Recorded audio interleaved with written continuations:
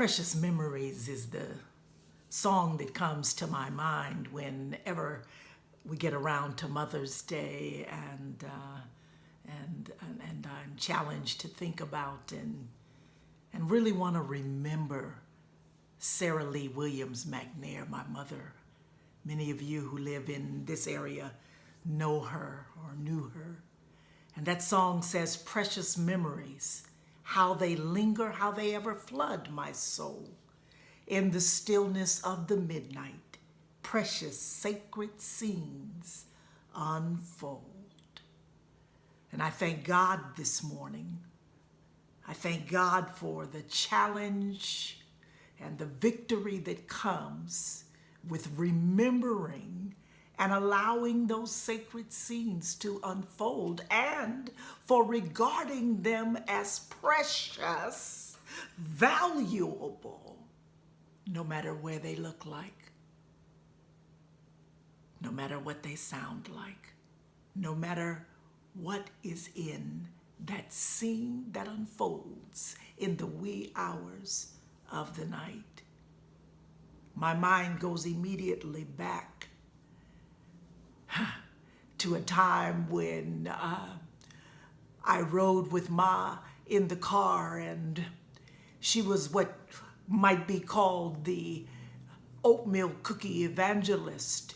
She would, at the board meetings, announce that she was doing a oatmeal cookie fundraiser, and she would give them all away to people that she met on the streets, as she would share the good news of Jesus Christ. And it was always so funny because I was required to go to the board meetings. It was always so funny to hear her report. I mean, it was absolutely hilarious. But let me take you to the place where we need to go so that you will begin to see the preciousness of a couple of memories of my mom. And that is that when I was 6 years old, Ma had the first of many nervous breakdowns. And years later, I'll never forget, many years later, I'll never forget that the Lord told me that she held out all of that time. She had experienced a devastating loss of child loss, her firstborn. And so that was a challenging thing. And she chose, as a woman of God, she chose to hold out for as long as she could. But I didn't know. She went away. They took her away, as they did in those days, and she didn't come back for quite some time. And here I am, a 6-year-old, not being able to understand where Ma went, nor was I able to comprehend whether I had something to do with her leaving or not. But in any case, what ended up happening is when I got to be about 30 or 35 years old, I began to understand that I was carrying the weight of unforgiveness.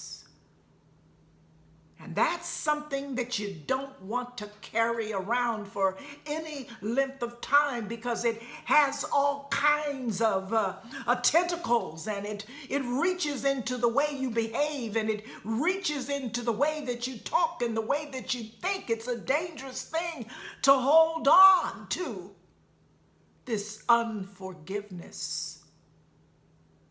But when, having been saved finally, and the Lord began to talk to me about unforgiveness, and my pastor began to preach about unforgiveness, I made the choice to forgive Ma. And then the Lord presented me with the most wonderful of opportunities. He allowed me, as the disease began to take its toll on Ma, and the mental illness was also accompanied by physical illness. I had a wonderful opportunity to be able to take care of Ma, her caregiver, for about 10 years. And when I stopped doing it, my sister Faye, she came and took over, and I was able to go and visit Ma at my sister's house. And I would go almost every day initially, because I was in the habit of being with her every day. So I would go every day, and I'll never forget the first day and the subsequent days that happened thereafter. On that first day, I left her room after we had sat for a while, and I got to the door, and I could hear her voice saying, "I love you, baby." And I heard it, and I said, "I love you too, Ma." And she said it again, "I love you, baby." And I said it again, "I love you too, Ma."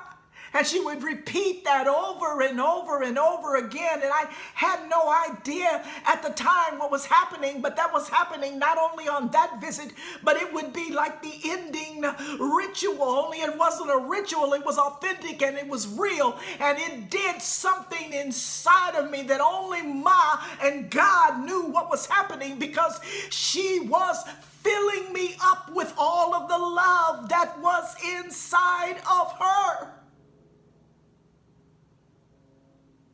And that love that she poured into me before she checked out of here was just what I needed to be able to overcome that forgiveness. I had made the choice. I had said the words, but there was something still remaining in me that needed to be, in my case, loved out.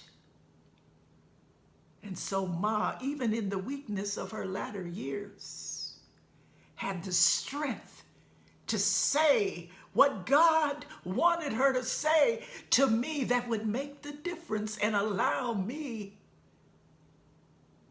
to leave unforgiveness behind. So even though there were challenges in our coming up with Ma's illness, and even though there was the precious memory, the one that stands out above everything else was, "I love you, Ma. I love you, baby." She'd say, "I love you, baby," and I'd say, "I love you too, Ma."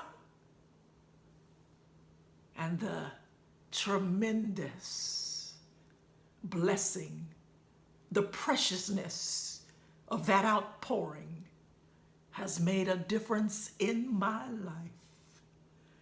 Oh my God, I thank you so much, God, for putting inside of Mom just what I needed at just the right time. And for that, brothers and sisters, I am so thankful.